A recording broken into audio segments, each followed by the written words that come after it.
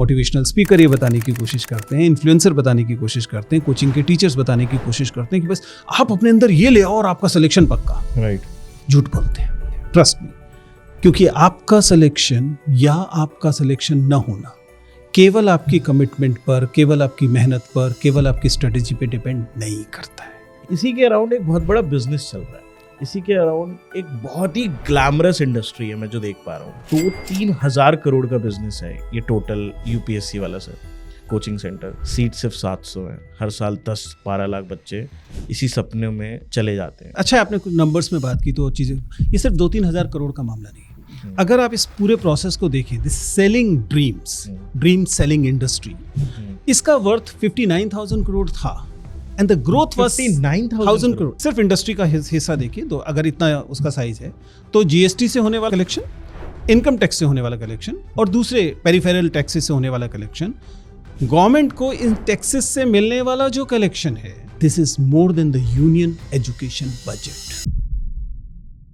आपको क्या लगता है इंडिया के एजुकेशन सिस्टम में सबसे बड़ा फ्लॉ क्या है? That why we are not in the best education system around the world? हम लोगों को एजुकेशन के जो बेसिक हम लोगों के जो ऑब्जेक्टिव्स थे, क्या हम लोगों ने उन ऑब्जेक्टिव्स को फॉलो किया है या हम उनको पा रहे हैं? I believe that we lacking. Interviewer जब आपके पास आते हैं तो आप उनसे बहुत सारे क्वेश्चंस करते हो। इस पूरे बीच में, इस IAS के पूरे प्रोसेस में एप्टीट्यूड टेस्ट क्यों नहीं होता सर? इंडिया में एक चीज़ है, if you are speaking in Hindi in a standard जगह है जहाँ पे हाई फाई जगह है, आप हिंदी बोल रहे हो, लोग आपको थोड़ा ऊंची नजरों से देखते हैं। ऐसा क्यों है सर? कोई भी समाज जिसमें 2 या ज़्यादा भाषाएं बोली जाती हैं और उन भाषाओं का स्तर बराबर नहीं माना जाता, वह समाज डायग्लॉसिक कहलाता है। हमारा देश एक डायग्लॉसिक सोसाइटी है। अच्छा सर, आप जातिवाद को कैसे देखते हैं, आरक्षण जो हमारे एजुकेशन सिस्टम में? हर साल इंटरव्यू लेता हूँ, EWS के परफॉर्मा पढ़ता हूँ। आप उन्हें पढ़ेंगे तो आपको शर्म आ जाएगी, आपको साफ साफ समझ में आता है कि ये EWS कोई बहुत ईमानदारी से चल रहा आरक्षण नहीं है। तो इसलिए जहां गड़बड़ हो रही है वो जगह कहीं और है। एंड देयर आर फोर्सेस जो चाहती हैं कि परपिचुएट करें। ऐसी ताकतें हैं जो चाहती हैं कि जाति लगातार बनी रहे। अभी क्योंकि जाति का धर्म से एक बहुत गहरा गठजोड़ है। बहुत बाकायदा एक शंकराचार्य ने पिछले दिनों कहा कि जब तक हिंदू धर्म रहेगा तब तक जाति रहेगी। Sir, how to be a good communicator like you? सबसे बड़ी गलती अच्छा कम्युनिकेटर बनने में जो लोग करते हैं वो ये है कि लोग कम्युनिकेशन की मुख्य चीज मानते हैं। Hello guys, welcome to the Prateek show. और आज हम बात करेंगे इंडिया के टफेस्ट एग्जाम यूपीएससी की। कई लोग इस एग्जाम के लिए तैयारी करते हैं, कई लोग सपने देखते हैं, बट कई लोग इसी एग्जाम की तैयारी के सिस्टम के चक्कर में फंसे रह जाते हैं और कहीं खो जाते हैं। पर तुमने कभी सोचा है इस सिस्टम के अंदर चल क्या रहा है? ये कोचिंग का फैसिनेशन, जहां पर आपको मैनिफेस्ट कराया जा रहा है कि आपको एक IAS ऑफिसर बनना है, जहां पे आपको उसके बेनिफिट्स बताए गए हैं, और कोचिंग की हजारों इंस्टीट्यूट्स आपके शहरों में, या सिलेक्शन करने के प्रोसेस में ही कमी है।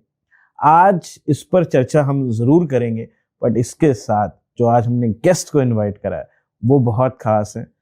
वो एक हस्ती है जो इनसे कई ऊपर के मुद्दों पे भी बात कर सकते हैं। तो आज का जो टॉपिक है वो बहुत डीप डाउन होगा, यूपीएससी में एजुकेशन सिस्टम से रिलेटेड, कॉलेज एंड और जो हमारा सिस्टम चल रहा है इसके ऊपर बात करेंगे। और हम बात करेंगे कि आप अपनी ओवरऑल पर्सनालिटी पे क्या काम कर सकते हो लाइफ में आगे बढ़ने के लिए, बिकॉज आप उनको जानते हो, उनको पहचानते हो। उनका नाम है सर विजेंद्र चौहान, जिनका तरीका बात करने का थोड़ा सा कैजुअल है। तो आज उनसे बहुत सारी हमने बातें करी हैं और आपको बहुत मजा भी आएगा इन बारी बातों में।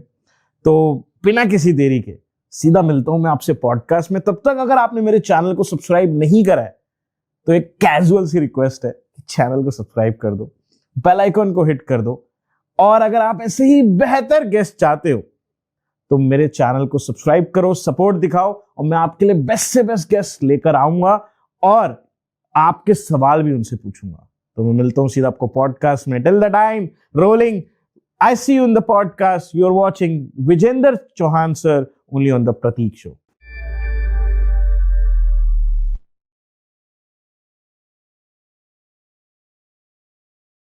लगभग हर साल 10 लाख बच्चे एस्पिरेंट्स तैयारी करते हैं आईएएस की, एंड उसमें से 5 लाख प्रीलिम्स तक पहुंच पाते हैं, फिर उनमें से सिलेक्शंस होते हैं, इंटरव्यूज़ होते हैं, एंड देन उसमें से 700 सीट अवेलेबल होती है, right. In this ratio game आप मुझे क्या ये बता पाएंगे कि बेस्ट फिट होने के लिए, इन सारे प्रोसेस में पार जाने के लिए और अपनी मंजिल तक पहुंचने के लिए एक इंसान के अंदर क्या क्वालिटीज़ होनी चाहिए प्रेजेंट टाइम में? वेल प्रतीक, हमने बार बार इस बात को अलग अलग मंचों पे कहा है, फिर से दोहरा रहा हूँ, ये नंबर अपने आप में ये बताता है कि ये मामला केवल आपके फिट होने का नहीं है।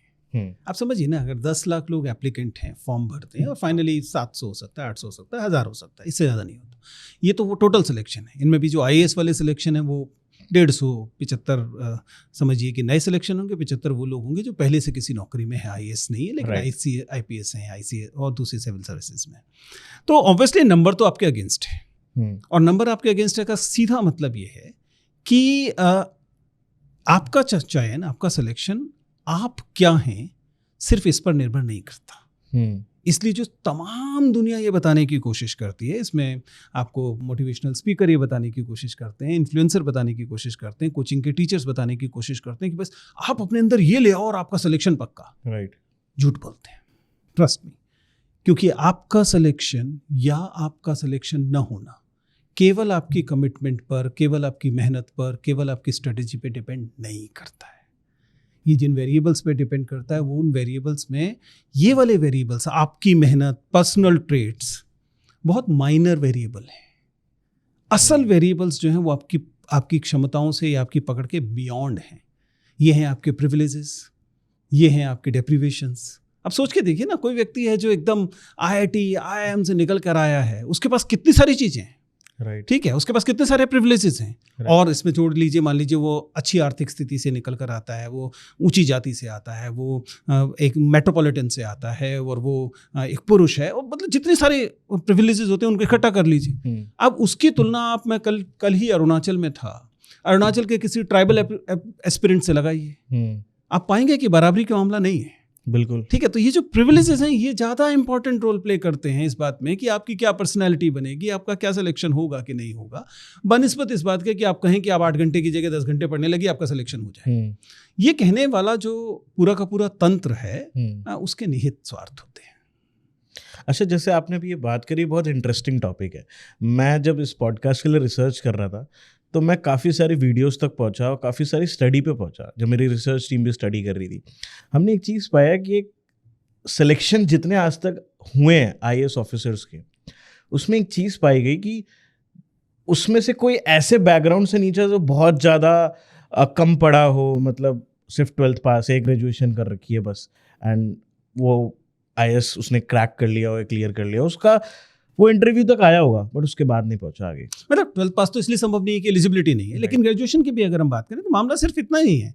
आप उसी बात को दोहरा रहे हैं जो मैं कह रहा हूँ। आपके जो प्रिविलेजेस होते हैं, आप कौन से इंस्टीट्यूशन से पढ़े, आपका स्कूल कौन सा था, आपके पास देने के लिए फीस थी कि नहीं थी, आप कौन सी जगह पर रहते थे, ये तमाम चीज़ें मिलकर आपके पक्ष में एक सकारात्मक चीज़ें पैदा करती हैं। जिसके पास ये नहीं होते, ऐसा नहीं कि वो एलिजिबल नहीं है, एलिजिबल वो भी है, कोशिश वो भी कर सकता है और उसको अतिरिक्त मेहनत करनी पड़ती है। सर ये गलत नहीं है?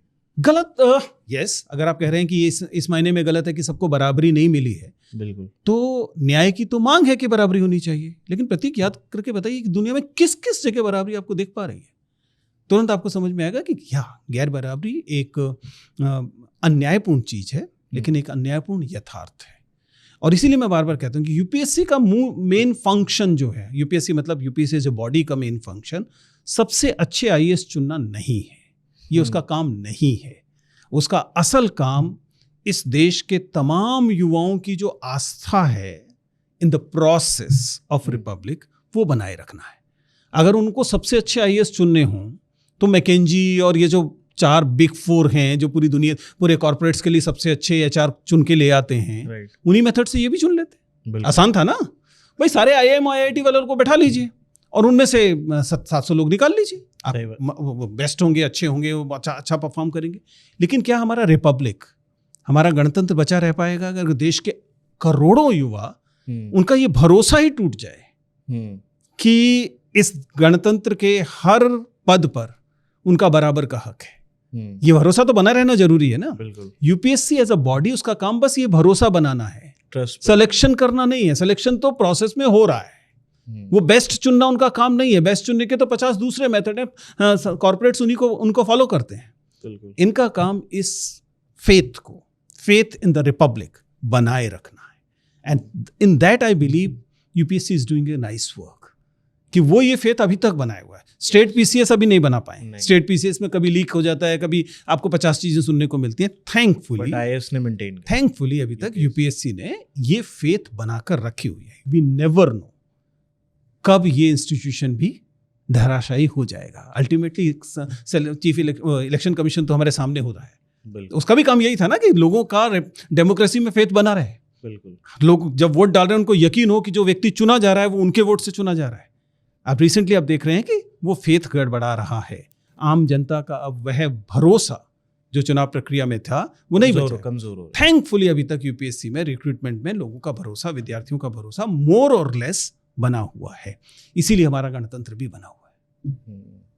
इसी से एक जुड़ता हुआ सवाल ये है, अभी आपने बताया कि that it is not about कि सिलेक्शन हो जाएगा, इट इज़ अबाउट कि आप किस प्रिविलेज बैकग्राउंड से आते हैं। इसी के अराउंड एक बहुत बड़ा बिजनेस चल रहा है, इसी के अराउंड एक बहुत ही ग्लैमरस इंडस्ट्री है मैं जो देख पा रहा हूँ। आज से 5 साल पहले मैंने इतना नहीं देखा था सर। मैं काफ़ी टाइम से सोशल मीडिया यूज़ कर रहा हूँ, इनफैक्ट आप भी यूज़ कर रहे होगे। आपने एक चीज़ देखी होगी, इंस्टाग्राम पे एक कैंपेन चलाया जा रहा है, एक ग्लैमर कैंपेन, जिसमें वो एक मन में एक इच्छा जगती है कि यार आईएएस की क्या ज़िंदगी होती है, क्या रुतबा होता है। उसमें टीचर्स आ रहे हैं और वो बता रहे हैं कि इतनी लाल बत्ती की गाड़ी घूमेगी, ये बंगले मिलेंगे, वो बंगले मिलेंगे, and it is so fascinating. मतलब मैं फैसिनेट हो जाता हूँ कभी कभार। मुझे ऐसा लगता है कि पैसा है पर वो जो पावर होती है ना वो नहीं है ज़िंदगी में। अब जब ये कैंपेनिंग चल रही है 2-3 हज़ार करोड़ का बिजनेस है ये टोटल यूपीएससी वाला सर। कोचिंग सेंटर, सीट सिर्फ 700 है, हर साल 10-12 लाख बच्चे इसी सपने में चले जाते हैं, माँ बाप से पैसे लगाते हैं। एवरेज फीस जो मैंने निकाली है दैट इज़ 1 से लेकर 5 लाख रुपए एवरेज फीस है। सर आप मुझे ये बताइए कि यूपीएससी एक बहुत बड़ा करियर किसी के लिए हो सकता है, या वो यूपीएससी पढ़ाने लग जाए, ये कोचिंग सेंटर खोल ले, वो बहुत बड़ा करियर बने? देखिए ये आपने कुछ नंबर्स में बात की तो चीज़ें, ये सिर्फ 2-3 हज़ार करोड़ का मामला नहीं है। अगर आप इस पूरे प्रोसेस को देखें, this selling dream selling industry, इसका वर्थ 59,000 करोड़ था, and the growth was 59,000 crore, and the growth was around 17 to 20%। जिसका मतलब ये था कि अगले 2029 तक का जो उसमें मैंने जो आपको डाटा दिया 2023 का है, आप सर्च करेंगे आराम से मिल जाएगा, मैंने इसको बार बार कोट किया है।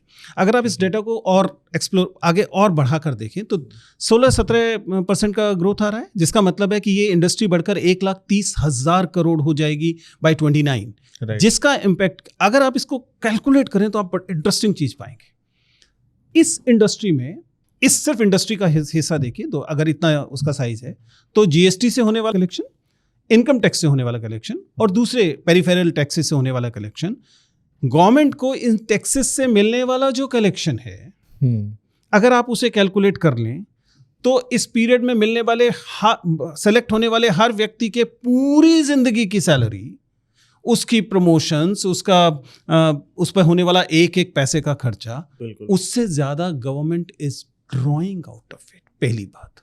दूसरी डरावनी बात, this is more than the union education budget. पूरे देश की तमाम आईआईटीज, तमाम, मैं स्टेट यूनियन बजट कह रहा हूँ, स्टेट नहीं काउंट कर रहा, तमाम आईआईटीज, तमाम सेंट्रल यूनिवर्सिटीज, तमाम केंद्रीय विद्यालय, तमाम नवोदय, जिस पर यूनियन गवर्नमेंट पैसा खर्च करती है, उस पूरे देश की एजुकेशन पर किए जाने वाले खर्चे से ज़्यादा कोचिंग इंडस्ट्री का वर्थ हो गया है। और ये सिर्फ कोचिंग इंडस्ट्री है।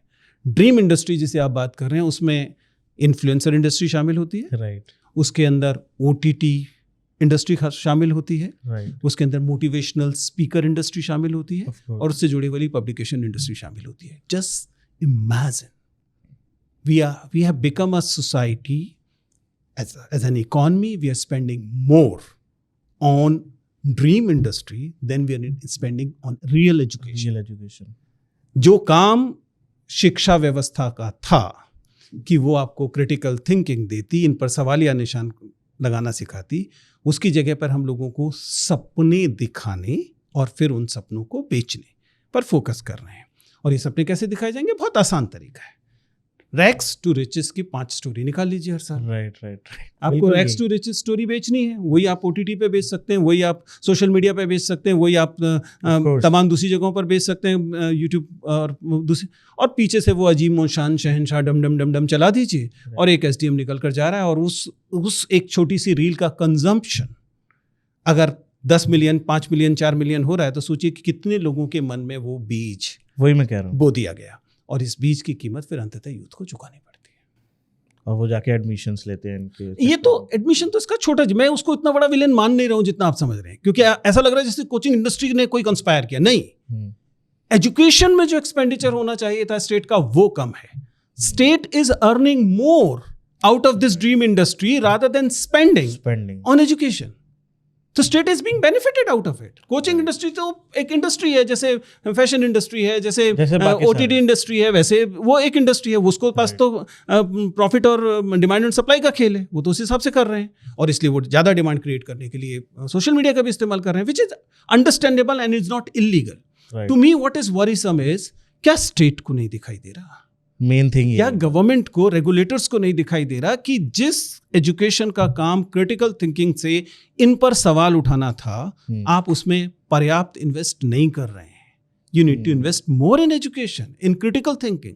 बट दिक्कत है कि अगर आप क्रिटिकल थिंकिंग में इन्वेस्ट करेंगे तो फिर वो जो तमाम लोगों को इमोशनल बनाकर अपने काम करा लेना होता है, वो कैसे हो पाएगा? क्रिटिकल थिंकिंग वाला सिर्फ कोचिंग इंडस्ट्री पे तो सवाल उठाएगा नहीं, बिल्कुल, वो तो सरकार पे भी उठाएगा, मंदिर पे भी उठाएगा, तमाम दूसरी चीजों पर भी उठाएगा, हर चीज, पूरे सिस्टम पे। इसलिए आपको क्रिटिकल थिंकिंग वाले लोग नहीं चाहिए, आपको ऐसे ही लोग चाहिए जो भावनाओं में बहें और अपनी जमीन बेचें पिताजी और बच्चे को भेजें दिल्ली, जो जिंदगी को सिर्फ सरफेस लेवल तक देखे। एग्जैक्टली। सर, आप एजुकेशन सिस्टम पे बात कर रहे थे, दैट इज वेरी इंटरेस्टिंग, और आप एजुकेशन सिस्टम का खुद ही पार्ट हो।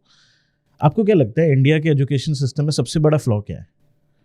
That why, sorry to interrupt sir, that why we are not in the best education system in the world, around the world? Pratik, honestly, I don't buy that, जिसे हम ranking method कहते हैं, I don't buy that। ठीक है, अब ये कहना कि QS रैंकिंग में हम कहाँ हैं, उस सबको तो मैं नहीं मानता, क्योंकि वो हम जानते हैं कि वो भी एक इंडस्ट्री है, ठीक है ना। उसके वो वहाँ पर उसमें जो QS रैंकिंग करने वाले लोग हैं, उनके पैरामीटर्स हैं, उन पैरामीटर्स के पीछे कौन लोग होते हैं, हम लोग अक्सर इस पे बात करते हैं। So let us not get into this, but yes you are right, हम लोगों को एजुकेशन के जो बेसिक हम लोगों के जो ऑब्जेक्टिव्स थे, क्या हम लोगों ने उन ऑब्जेक्टिव्स को फॉलो किया है या हम उनको पा रहे हैं? I believe that we are lacking. किन किन जगहों पर?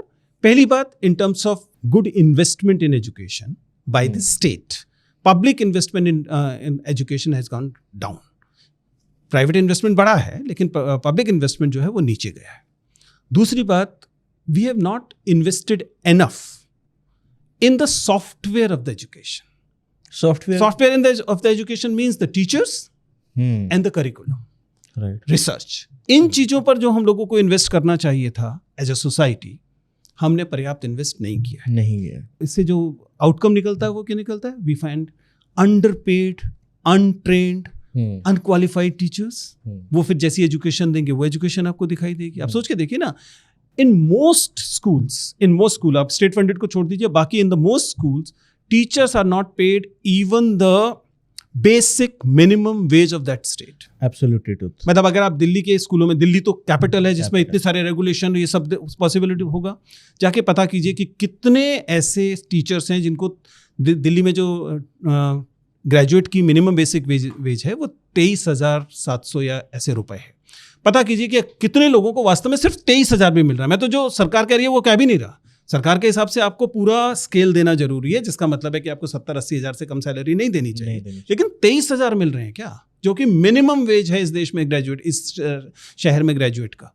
तो इसका मतलब क्या है? अंडरपेड टीचर्स हैं जो ऑब्वियसली अनक्वालिफाइड है, फिर उनकी सोसाइटी में का जो रुतबा है वो भी कम है, इसी वजह से कम होगा ना। आप अंडरपेड हैं, आपको बेचारगी वाला भाव लोग आपके ऊपर लगातार लदा रहता है, तो समाज आपकी इज्जत भी नहीं करता। जब आप समाज टीचर की इज्जत नहीं करते, आपका करिकुलम अपडेटेड नहीं है, इंफ्रास्ट्रक्चर आपके पास है नहीं, उसके बाद तो फिर जितना आप कर रहे हैं मानिए कि बहुत कर रहे हैं। बहुत कर रहे हैं जितना आउटपुट निकल पा हाँ, रहा है। जितना आउटपुट आप निकाल पा रहे हैं, I think you doing well. Sir आपको नहीं लगता कि दैट हमारे स्कूलों में, मैं जब से पढ़ाई कर रहा हूँ, मैंने 12th क्लास तक कॉमर्स से पढ़ाई करी, उसके बाद मैंने BBA करा। एक चीज़ मुझे समझ में आई सर, जो आज मैं कर रहा हूँ, जो मैं बिजनेस कर रहा हूँ, उसमें जो मैंने प्रैक्टिकली खुद से सीखे हैं, एक्सपीरियंसेस करे हैं, या फिर मैंने खुद से जो उसमें स्टडी करी मार्केटिंग एंड सेल्स में, उसने मेरे को बहुत अपलिफ्ट करा मेरी ज़िंदगी में, मेरे बिजनेस को, in every phrase wise in my life. But जो मैंने स्कूल में पढ़ाई करी थी, जो मुझे पढ़ाया गया, जो भी ट्रेनिंग माइंडसेट मुझे मिला, दैट वाज सो वीक कि मैं इस दुनिया को बहुत नीचे से देखता था। But when I came to, मैंने बुक्स पढ़ी, फिलोसोफर्स को पढ़ा, साइकोलॉजिकल बुक्स पढ़ी, अपने इंडस्ट्री रिलेटेड बुक्स पढ़ी, तो मुझे बहुत ब्रॉड पर्सपेक्टिव मिला लाइफ का। आपको नहीं लगता स्कूल में अगर बच्चों को थोड़ा सा स्किल बेस, रैशनल तरीका सोचने का बताया जाए तो इट विल ग्रो? प्रतीक, मैंने एजुकेशन एज अ डिसिप्लिन पढ़ा है और देश के कुछ सबसे शानदार टीचर एजुकेटर से पढ़ा है। मुझे प्रोफेसर कृष्ण कुमार ने पढ़ाया, प्रोफेसर अनिल सदगोपाल ने पढ़ाया। ये लोग टीचर एजुकेशन के इस देश के टॉप माइंड पायनियर्स। इन लोगों से पढ़ने के बाद जो कुछ बेसिक पेडागोजी और करिकुलम और एजुकेशन की जो समझ मेरे पास आई है, उसके आधार पर मैं ये कह सकता हूँ कि ये सही है कि ये एक ऑनगोइंग प्रोजेक्ट है। ये सही है कि एजुकेशन में लगातार चेंजेस की ज़रूरत होती है, होती रहेगी। पर इसका मतलब ये नहीं है कि हमारा जो करिकुलम फ्रेमवर्क था उसने बेहतर इंसान या सोचने वाले लोग पैदा नहीं किए, करें, उसने किए हैं। ये अलग बात है कि जिनको आप स्किल कह रहे हैं, जिन कौशलों की आप बात कर रहे हैं कि आपको ऐसे कुछ हुनर आते हों जिस हुनर के बेसिस पर आप अच्छा सेल्स कर सकें, अच्छा मार्केटिंग कर सकें, आप अच्छा किसी अलग अलग जगहों पे पैसा कमा सकें, ये हो सकता है, ये कम ज़्यादा हो सकता है। कोई इंस्टीट्यूशन अच्छे से कर पाएगा, कोई नहीं कर पाएगा। मेरी अपनी समझ ये कहती है कि शिक्षा का उद्देश्य अच्छे सेल्समैन बनाना नहीं है, होना भी नहीं चाहिए। हाँ, ठीक है ना। शिक्षा का उद्देश्य ऐसा होना चाहिए कि जैसा आपने कहा कि आप फिलोसोफर्स को पढ़ सकें, समझ सकें, क्रिटिकल थिंकिंग कर सकें और कुछ बेसिक स्किल जरूर आपके पास हो। हाँ। जैसे कि आपके पास अरिथमेटिक की बेसिक स्किल हो, लैंग्वेज की बेसिक स्किल, कमांड हो, जिसके बेसिस पे जरूरत पड़ने पर आप उसका इस्तेमाल कर सकें। लेकिन शिक्षा का अंतिम उद्देश्य केवल पैसा कमाना या शिक्षा का अंतिम उद्देश्य केवल रोजगार हासिल करना नहीं होना चाहिए, एक अच्छे समाज में नहीं होना चाहिए। अच्छे समाज में कुछ लोग ऐसे होने चाहिए जो रोजगार करेंगे, कुछ ऐसे लोग ऐसे होने चाहिए जो सोचेंगे, कुछ लोग ऐसे होने चाहिए जो आर्टिस्ट बनेंगे, कुछ लोग ऐसे होने चाहिए जो म्यूजिशियन बनेंगे। सब लोगों के लिए गुंजाइश होनी चाहिए। हाँ, समाज में ये अवश्य होना चाहिए कि जो जैसा बनना चाहता है उसके रास्ते की बाधाएं न्यूनतम हो। अनफॉर्चुनेटली हमारी शिक्षा ये बाधाएं न्यूनतम नहीं कर पाई है। हम 4 जो करियर्स हैं उनको तो हमने हाईलाइट कर दिया, बिल्कुल, और दुनिया के तमाम और भविष्य बनाने की संभावनाओं को हमने नीची नजर से देखना शुरू किया। आप डॉक्टर बन जाइए, आप इंजीनियर बन जाइए, आप IAS बन जाइए, that's it. I am talking about that sir. ये प्रॉब्लमेटिक है। ये प्रॉब्लमेटिक इसलिए है क्योंकि हमारा समाज हमेशा से था, लेकिन पिछले कुछ सालों से, तो पिछले तकरीबन जब हमने 91 में नई इकोनॉमिक पॉलिसी ली उसके बाद से तो हम लगातार we have become a society which celebrate individual success rather than the collective achievements of the society. जो हमारी collective achievements of the society होती थी, हमने उनको भी individual success में convert कर दिया। 83 का world cup Indian cricket team ने जीता था, लेकिन 90 के बाद वाले सारे वर्ल्ड कप जिनमें हम खेले या जीते वो इंडिविजुअल, ये विराट कोहली ने ऐसा कर दिया, ये ए ने ऐसा कर दिया। We have become a society obsessed with individual success. Vijendra Chauhan important हो गए, एजुकेशन ज़्यादा इंपॉर्टेंट नहीं रह गए। कलेक्टिव जो हमारी अचीवमेंट्स हैं हमने उन्हें अंडरमाइन किया है, और हम, क्योंकि एक पूरी की पूरी सोच की पद्धति है जो ये कहती है कि इंडिविजुअल को आप हाईलाइट कीजिए तो फिर इंडिविजुअल की ही जो सक्सेस स्टोरीज हैं वही गिनाई जाएंगी। इसने ऐसा किया तो देखो ये बन गया, तुम भी ऐसा करो, ऐसा बन जाओ। एंड इसका मतलब ये है कि 99.9% लोगों को आप रोन दिए। आपके इस पर्सपेक्टिव से मेरे को भी एक सोचने की वो मिल पा रही है कि हाँ, ऑफ कोर्स जो सोसाइटी में चल रहा है वही कहीं ना कहीं पीपल विल फॉलो, में वही चीज हमेशा रिफ्लेक्ट होगी। समाज जिस चीज को महिमा मंडित करेगा, स्ट्रक्चर्स उसी चीज के आसपास खड़े हो जाएंगे। हमेशा से ऐसा होता है। सर ऐसा क्यों है हमारी सोसाइटी में? वी अनफॉर्चुनेटली ये हमारे समाज का लगभग हमेशा से ऐसी निर्मिति रही है। हमारे यहाँ वो यदा यदा ही धर्मस्य ग्लानिर्भवति भारतम चलता है, यानी कि आसपास खूब अधर्म होगा और हम इंतजार करेंगे कि कोई अवतार आएगा वो ठीक और वो अवतार आके सब ठीक करेगा। तो कभी कृष्ण आएंगे, कभी राम आएंगे, वो आएंगे और वो सब ठीक करेंगे। हमारी जिम्मेदारी नहीं है, कोई अवतार आने वाला है वो करेगा। We have been traditionally, conventionally, we have been a society of followers, waiting for some avatar to come and mend the things. हमारे अंदर ये इंडिविजुअल सक्सेस, इंडिविजुअल को फॉलो करने की चाह इतनी ज़्यादा है, और हाल फिलहाल में तो इसको और बढ़ा दिया गया है सोशल मीडिया एंड ऑल, उस वजह से उसी का परिणाम है कि हमें ऐसा समाज देखने को मिलता है। Absolutely truth sir. अच्छा, आप इंटरव्यू पैनल में बैठते हो सर, आप एक चीज़ बता पाओगे कि दैट इंटरव्यूअर जब आपके पास आते हैं तो आप उनसे बहुत सारे क्वेश्चंस करते हो, इस पूरे बीच में IAS के पूरे प्रोसेस में एप्टीट्यूड टेस्ट क्यों नहीं होता sir? No, it is wrong that नहीं होता। There is a whole examination called CSET, Central Services Aptitude Test. CSET is a compulsory component of the examination. अगर आप CSET क्लियर नहीं कर रहे तब आप प्रीलिम्स ही क्लियर नहीं कर सकते। अच्छा, तो CSET तो है, पहले नहीं होता था, पर CSET जब से आया है, इनफैक्ट वही कई लोगों ने तो CSET की पर आपत्ति व्यक्त की कि CSET की वजह से कुछ लोगों के सिलेक्शंस नहीं हो पा रहे, डिफरेंट तरह के लोगों के सिलेक्शन हो पा रहे। But I believe it was not a bad experiment. और पहले CSET के नंबर जुड़ते थे, अब CSET क्वालिफाइंग है, लेकिन एप्टीट्यूड टेस्टिंग होती है। जो लोग सर आज सपना देखते हैं IAS का, जो इन सब जो डेटा रिसीव कर रहे हैं, कंसीव करते रहते हैं डेली बेसिस पे, फिर उनको लगता है सर हमें भी IAS बनना है, आप उनको क्या एडवाइस देना चाहोगे? देखिए, मैं बार बार कहता हूं कि किसी भी व्यक्ति को जब भी आपके मन में ये सवाल आ रहा है कि मुझे IAS या सिविल सर्विसेज में जाना चाहिए, तो बजाय ये सोचने के कि आप कैसे IAS बनेंगे, पहले ये सवाल पूछिए कि क्यों IAS बनेंगे। You need to ask why अपने आप से, ये बहुत ज़रूरी है। क्योंकि मैं पिछले 20-22 सालों से इस प्रक्रिया को बहुत निकट से देख रहा हूँ, और मेरा मानना है कि हम जिन लोगों से मिलते हैं, जो कैंडिडेट्स हैं, एस्पिरेंट्स हैं, उनमें से अधिकांश लोगों के पास इस वाई का सही उत्तर नहीं होता। इवन उन लोगों के पास भी जिनका सिलेक्शन हो रहा होता है। अगर आप सिर्फ इसलिए IAS बनना चाहते हैं क्योंकि शर्मा जी का बेटा, क्योंकि भौकाल बनेगा, क्योंकि बिरादरी में रौब हो जाएगा, क्योंकि पैसा आ जाएगा, ये सब कारणों से अगर आप IAS बनना चाह रहे हैं, तो this is not a good enough reason. ऐसा नहीं है कि भाई व्यक्ति को सपने लेने का हक तो है ही, तो मैं ये नहीं कह रहा कि इलीगल है कि आप ऐसे सपने मत लीजिए, ये भी नहीं कह रहा कि आपको ये करना ही नहीं चाहिए, लेकिन ये पर्याप्त कारण नहीं है। प्लीज समझ, there has to be more grounded reason, क्योंकि इनमें से अधिकांश तो हवा की चीजें हैं, वो भौकाल है भी नहीं। प्लीज समझिए, 12 साल आप जब तक DM हैं तब तक आप मान लीजिए कुछ भौकाल डन डन डन डन चला लीजिए, वो पीछे रील्स में जो चलता है। उसके बाद तो आप क्या करेंगे? उसके बाद तो आप सेक्रेटरीट में बैठने वाले हैं ना। एक वो बड़ी सी टेबल होगी, उसके पीछे एक चेयर लगी होगी, उस पर तौलिया टंगा होगा। अगर आप बहुत अच्छे अफसर हैं तो रोज साफ होता होगा, नहीं तो हफ्ते में एक बार साफ होगा, और आप नोटशीट लिख रहे होंगे।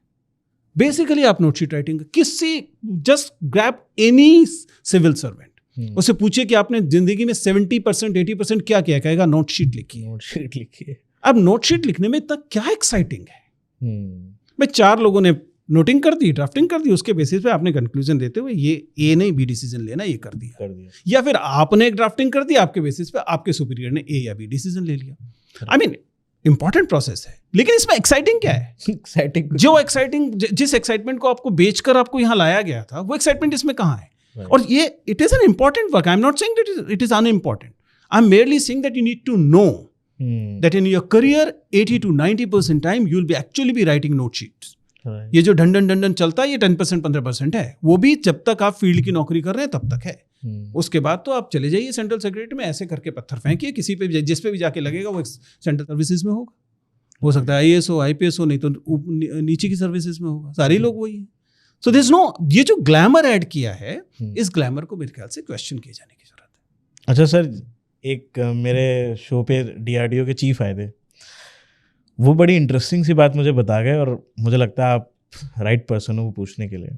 उन्होंने कहा कि ये जो समाज चलाता है, ये जो हमारी डेमोक्रेसी है, एडमिनिस्ट्रेशन है, एक्चुअली में जो होल्ड कर रहे हैं इन सब चीज़ों को, जो उन पे काम करते हैं एक्चुअली में, जिनका फ्रेमवर्क है, वो ब्यूरोक्रेट्स होते हैं।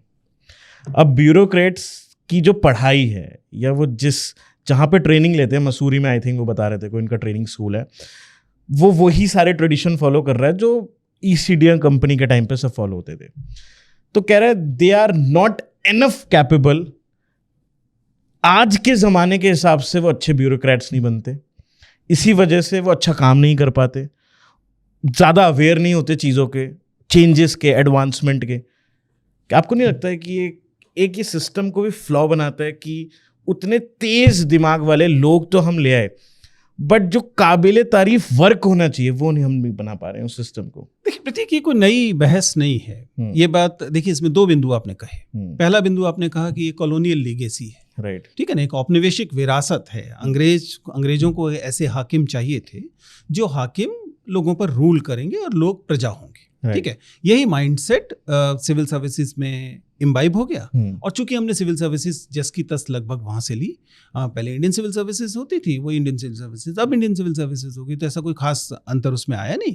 पहले वो लोग फोर्ट विलियम कॉलेज जाते थे ईस्ट इंडिया कंपनी के समय में, अब हम लवासना भेज देते हैं। बात एक ही है, बात सही है कि इसमें एक तरह का कॉलोनियल लीगेसी है। दूसरी बात आपने जो कही, क्योंकि वो डीआरडीओ साइंटिस्ट थे तो स्वाभाविक है उनके मन में ये बात आती ही होगी कि ये जो है आसपास जो नई डेवलपमेंट हो रही है, नई टेक्नोलॉजी आ रही है, इन एडवांसमेंट को एक स्पेशलिस्ट बेहतर समझता है उसकी तुलना में ये जर्नलिस्ट हैं। क्योंकि आप, हो सकता है कि आप एग्रीकल्चर पढ़ के आए हों और आपको हो सकता है किसी और क्षेत्र में सोशल वर्क में भेज दिया जाए या किसी और चीज़ में भेज दिया जाए। ए पढ़ के आते हैं, बी में आपको काम करना पड़ता है, आप कैपेबल उतने नहीं होते। मैं इन दोनों चीज़ों को लेकर थोड़ा सा कॉशियस हूँ। पहली बात तो ये है कि स्पेशलिस्ट हमेशा बेटर एडमिनिस्ट्रेटर होंगे, ये बात कहीं सिद्ध नहीं हुई है। क्योंकि administration is more about common sense, trust me. It's not always about knowing the nuances of data. Nuances of data वाला तो आप हायर कर लेंगे, साथ में बैठ के बता देगा, ठीक है। लेकिन you need to have a broader horizon, ठीक है। क्रिटिकल थिंकिंग अच्छी होनी चाहिए, डिसीजन मेकिंग में लीडरशिप के रोल अच्छे निभाने आने चाहिए, आप सबसे काम करा ले जाएंगे। So I don't believe that specialist in a democracy like ours are necessarily the best administrator, not, ठीक है। Why? Because we are still a democracy that's coming up. हमें एक ऐसा व्यक्ति चाहिए होता है डिस्ट्रिक्ट के लेवल पर जो सबकी बातें अलग अलग तरीके से समझ सके और उनके बीच की इंटरलिंकेजेस देख सके। स्पेशलिस्ट के साथ दिक्कत होती है, हम लोग तो स्पेशलिस्ट के साथ लगातार काम करते हैं, उनके साथ दिक्कत होती है कि they know more and more about less and less, ठीक है ना। That's been the definition of specialist. मान लीजिए आपने एक डॉक्टर लिया, तो एक डॉक्टर है तो अच्छा डॉक्टर जो होगा वो मास्टर्स किया होगा किसी एक फील्ड में, वो ऑर्थो का डॉक्टर होगा। सुपर स्पेशलाइजेशन कर रखा होगा किसी और छोटी सी चीज में, वो सबसे ज्यादा पढ़ा लिखा सबसे अच्छा डॉक्टर है। लेकिन अगर उसको डॉक्टरी में भी आप मान लीजिए बैठा दें डायरेक्टर जनरल मेडिकल साइंसेज की पोजीशन पर, वो भी अपनी ऑर्थो के बारे में तो सब कुछ ज्यादा जानता होगा, लेकिन हो सकता है कि मेडिकल साइंसेज की भी चार चीजों के बारे में उतना ना जानता हो। और मेडिकल साइंसेज को जो सिविल इंजीनियरिंग, उनको तो काम तो पीडब्ल्यूडी वाले से भी कराना पड़ेगा ना, उस समय फिर अचानक टेम भूल जाएगी। तो I am not really a great votary of having specialist everywhere. Yes, some places they should be, medicine में होने चाहिए, इंजीनियरिंग में होनी चाहिए, स्पेस साइंसेज में होनी चाहिए, वो स्पेशलिस्ट लेड हो सकती है, वहाँ पर भी उन लोगों को साथ में दूसरे लोगों की जरूरत पड़ती है। तो स्पेशलिस्ट वाला तो इंपॉर्टेंट नहीं, कॉलोनियल लीगेसी इंपॉर्टेंट बात है, राइट। लेकिन थैंकफुली डेमोक्रेसी के इमर्ज करने के बाद हम लोगों ने बहुत सारी कॉलोनियल लीगेसी की चीज़ें छोड़ी हैं। बस एक जो चीज़ नहीं छोड़ पाए वो सोसाइटी की प्रॉब्लम है, हम भौकाल नहीं छोड़ पाए। जिस दिन हम ये भौकाल छोड़ देंगे, जिस दिन एक आईएएस ऑफिसर एक सामान्य अधिकारी जैसा हो जाएगा, उसको वो जो दूसरे लोगों से बड़ा कमरा, दूसरे लोगों से बड़ी गाड़ी मिलनी बंद हो जाएगी, उस दिन हम लोग बेहतर स्थिति में आ जाएंगे। तो some part of colonial legacy is still there, जितना जल्दी जाए उतना अच्छा है। और मुझे उम्मीद है कि जिस तरह से टेक्नोलॉजी, हर एक के हाथ में मोबाइल फ़ोन आ गया है, अब आप जरा एसडीएम और आपने थोड़ी सी गड़बड़ की, किसी ने मोबाइल फ़ोन लिया, वीडियो बनाया और ऑनलाइन डाल दिया, फिर आप देते रहिए सफाई। कितने आईएएस ऑफिसर को पिछले दिनों में या तो रिजाइन करना पड़ा है, क्योंकि वो सोशल मीडिया पे बहुत एक्टिव हो गए थे, या उनको इधर शंट कर दिया गया, किसी ऐसी चीज़ों पे डाल दिया जो कि इंपॉर्टेंट नहीं है। So I think society is growing, कुछ फर्क पड़ेगा। राइट सर, आप हिंदी प्रोफेसर हैं। हिंदी, मुझे तो ऐसा लगता है हमारी एक नेशनल लैंग्वेज एक तरीके की Hindi, we all speak Hindi sir, but Hindi को उस नज़र से क्यों नहीं देखा जाता हमारे देश में? सर जापान में चले जाइए, उधर का जो राष्ट्रपति होगा या उधर के सिटीजन्स होंगे, वो बड़े फ़क्र से जापानी बोलते हैं, और आपको नहीं आती तो उनको कोई फ़र्क नहीं पड़ता। बट इंडिया में एक चीज़ है, if you are speaking in Hindi और इन अ स्टैंडर्ड जगह है जहाँ पे हाई फाई जगह आप हिंदी बोल रहे हो, लोग आपको थोड़ा नीचे देखते हैं, नीची नजरों से देखते हैं, ऐसा क्यों है सर? देखिए, हाँ, इन चीज़ों को नापने का सही तरीका ये होता है कि हम ये देखें कि हमने यात्रा शुरू कहाँ से की थी। जापान वाला एग्जाम्पल तो सीधा इसलिए लागू नहीं होता क्योंकि जापान कभी भी उस तरीके से गुलाम देश नहीं रहा है, ठीक है ना। तो जापान, जर्मनी, इनकी बात करना या रूस की बात करना शायद भारत के संदर्भ में ठीक नहीं है। आपको उनको कंपेयर उन देशों से करना चाहिए जो उपनिवेश रहे। ठीक है। तो आप देखेंगे कि अफ्रीका के वो देश जो कि उपनिवेश रहे, चाहे वो अंग्रेजों के रहे या दूसरी फ्रेंच के रहे, वो उनकी भाषा का प्रभाव आज भी देखने को मिलता है, ठीक है ना। अभी हाल में नाइजीरिया तंजानिया, नाइजीरिया की शायद बात है, जहाँ के एक मतलब हेड ऑफ स्टेट को लगभग रोकते हुए डोनाल्ड ट्रंप ने कहा, अरे आपको इतनी अच्छी अंग्रेजी आती है। मतलब डोनाल्ड ट्रंप बेचारे बुद्धू आदमी है, उनको नहीं पता कि उनके देश की नेशनल लैंग्वेज ही अंग्रेजी। तो जो कॉलोनियल फोर्सेस हैं, आप उनसे कंपेयर, कॉलोनियल देश हैं, कॉलोनी रहे देश हैं, उनसे आप कंपेयर कीजिए तो आपको समझ में आएगा कि भारत ने एक लंबी यात्रा तय की है। एक समय था भारत की जो पहली पीएचडी हिंदी में है, धीरेन्द्र वर्मा की, वो अंग्रेजी में लिखी गई थी, ठीक है। पहली पीएचडी जो हिंदी की है वो अंग्रेजी में लिखी गई थी। और हाल फिलहाल तक भी आपको हायर एजुकेशन में हिंदी की गुंजाइश नहीं दिखाई देती। तो हिंदी इज ट्रेवल्ड। लेकिन ये बात आपकी सच है कि कई बार हम लोगों का जो हमारी जो समझ है उस पर जिस चीज़ का प्रभाव होता है उसे डायग्लॉसिया कहा जाता है। कोई भी समाज जिसमें 2 या ज़्यादा भाषाएं बोली जाती हैं और उन भाषाओं का स्तर बराबर नहीं माना जाता, वह समाज डायग्लॉसिक कहलाता है। हमारा देश एक डायग्लॉसिक सोसाइटी है। जिस समय यहाँ संस्कृत इलीट्स की लैंग्वेज थी, अगर कभी थी, इस पर बहस है कि थी या नहीं थी, लेकिन अंग्रेजी अगर कभी इलीट्स की लैंग्वेज थी तो आम जनता पाली और प्राकृत बोलती थी। जिस समय फारसी इलीट्स की लैंग्वेज थी, आम जनता हिंदी और उर्दू बोलती थी। जिस समय अंग्रेजी इलीट्स की लैंग्वेज है, आम जनता हिंदी या उर्दू बोलती है, ठीक है ना। डायग्लॉसिक सोसाइटी है। जिसके पास सत्ता है, जो इलीट है, वो हमेशा चाहेगा कि उसकी भाषा ऐसी हो जो आम जनता को समझना है, ताकि वो एक इलीट्स की कोटरी बनी रहे और वो चलता रहे। ये हमारे समय लंबे समय तक चला है।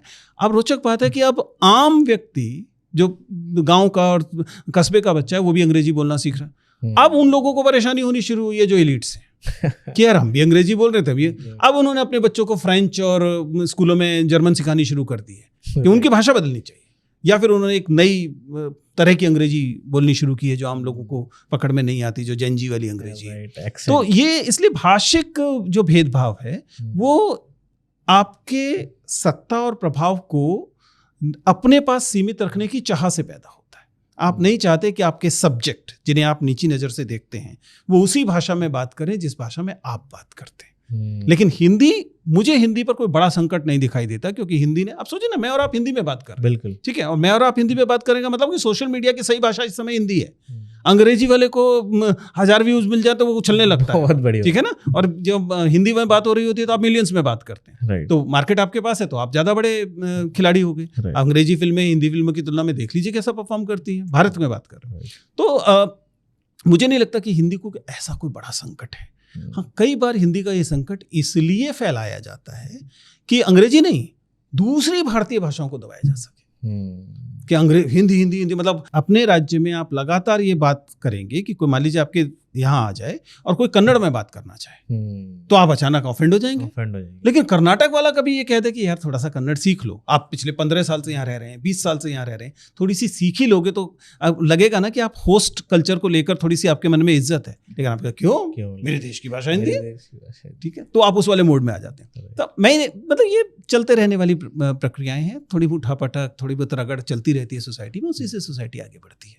नहीं, जस्ट मैंने ऐसी आउट ऑफ क्यूरियोसिटी पूछा था क्योंकि मैं देखता हूँ when you meet to the light class, आप उधर जा रहे हो, उनसे बात कर रहे हो, तो they are somehow they look at you like, अरे बड़ा मजेदार है कि हम लोग जब स्कूल कॉलेज के स्टूडेंट थे तो हमारे साथ ये बहुत होता था ना कि हिंदी ऑनर्स का व्यक्ति, तो हम लोगों के साथ ये होता था कि भाई अगर आप जा रहे हैं, मान लीजिए आप सेंट स्टीफेंस चले गए, आप सेंट स्टीफेंस उस समय का सेंट स्टीफेंस था, तो मैं और विकास, हम लोग डॉक्टर विकास देवीकीर्ति, हम लोग रूममेट्स थे डिबेटिंग टीम के, तो किसी डिबेट में वहाँ जाएं, पता लगे वो फाय अंग्रेजी बोल रहे हैं और हम लोग समझ जाते थे, लेकिन उतनी अच्छी अंग्रेजी नहीं थी।